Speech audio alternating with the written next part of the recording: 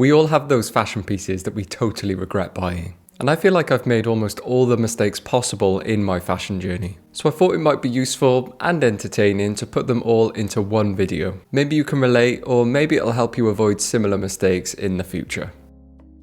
Buying things from other people's essentials lists. I fell into the trap of this first one a lot when I was starting out. There's so many videos and articles out there from people telling you exactly what to buy for the perfect wardrobe. And I'm not bashing them, by the way. I think they're really entertaining and really useful when used correctly. Hey, I've even done some myself, so go check it out if you're interested. But you need to remember that these essentials lists are always so subjective to the person making them. However, I used to take their advice very much at face value. And so if someone was telling me that I needed 5 white tees, 5 black tees, a pair of jeans in every shade and some black shoes, then that's exactly what I would buy. I never really thought about how it would fit into my personal style or how I like to rotate my pieces. So I've often ended up with a bunch of stuff that I didn't really like, and it just ended up being a huge waste of money. Annoying items. Alright, this next one I struggled with for years, and looking back now, I can't understand what I was thinking. Maybe I'm getting old, but these days I just absolutely don't have time for clothes or shoes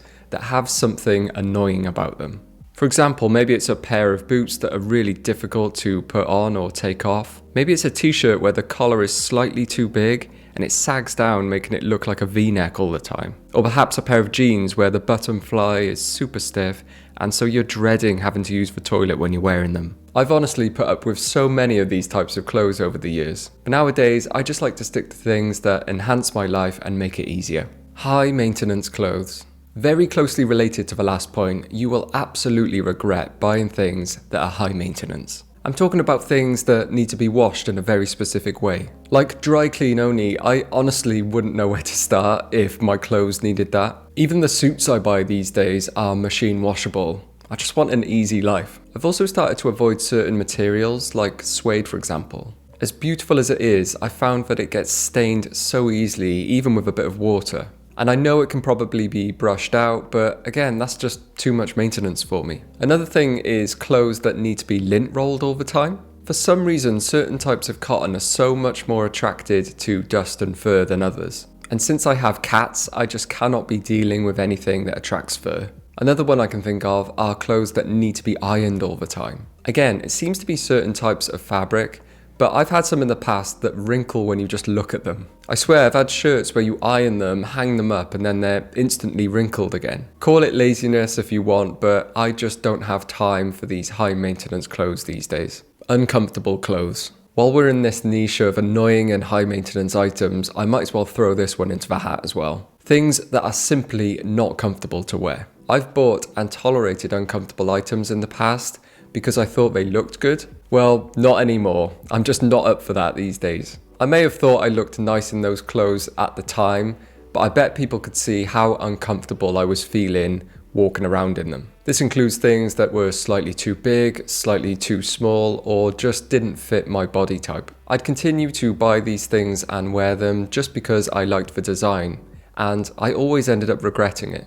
So don't be like me. I recommend being real with yourself, going out there and finding clothes that you feel comfortable in. The person you think you want to be. This one is a little bit more nuanced, but hopefully you get what I mean by this. It's buying stuff for the person you think you want to be rather than the person you actually are. I've heard it being called your fantasy self, which is a great way to describe it as well. And I've definitely done this in the past. At one point, I think I was going through a bit of a Rick Owens phase. I really thought that's who I was, and I wanted to go really deep into that aesthetic. I realized a while after that although yes, I really did like the look of it, it wasn't me. Unfortunately, I never have been and never will be that edgy. So there was no point in me trying to buy a bunch of expensive Rick Owens pieces and trying to force myself to be that person. It's perfectly okay to love the look of a style, but it doesn't mean you have to dress that way. By the way, I'm not saying you shouldn't try out new styles either. As I said, it's a bit of a nuanced point, but hopefully you get what I mean.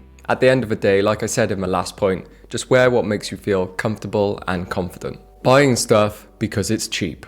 We've all been in this situation. Going into the Essence sales section, sorting by discount high to low, and then convincing yourself that because those $400 shorts are more than 50% off, you should buy them. Believe me, you're probably going to regret it. Unless it's something you've genuinely been looking at for a while, these are basically impulse purchases. I've done a ton of these purchases in the past and I've always totally regretted it. Sure, I get that initial high of getting something really expensive for a decent price, but then it arrives and I'm like, actually, where is this going to fit into my rotation? Usually it doesn't, and I don't want to have to be going out there buying more things to make that piece make sense in my rotation.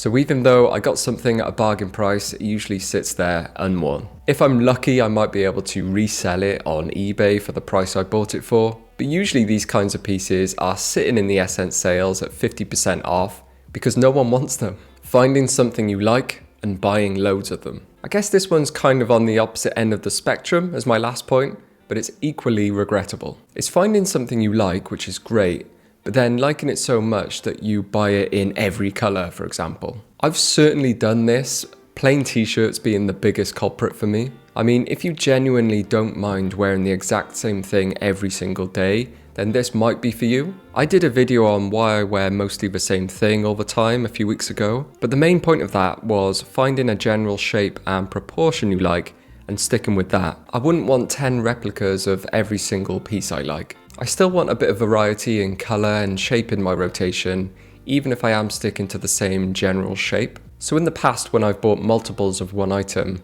I've soon regretted it because I found I got bored of them really fast. Too many accessories. This one only really caught up on me recently. I feel like I've done really well limiting my clothes and shoes purchases over the last few years, but accessories have sort of snuck up on me. I think it's because they're generally quite affordable and don't take up much space.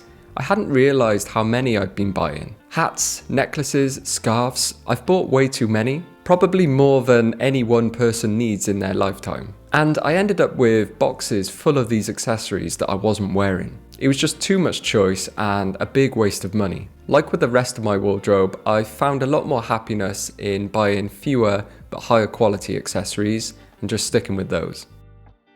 So there's a bunch of stuff I've just always hated myself for buying. Unfortunately, I had to waste a huge amount of time and money finding out, but hopefully you'll be able to watch this and not make the same mistakes as I did. I'd love to know if there are any things that you tend to avoid. If so, please share them down in the comments. But anyway, thank you so much for watching and I'll see you next time.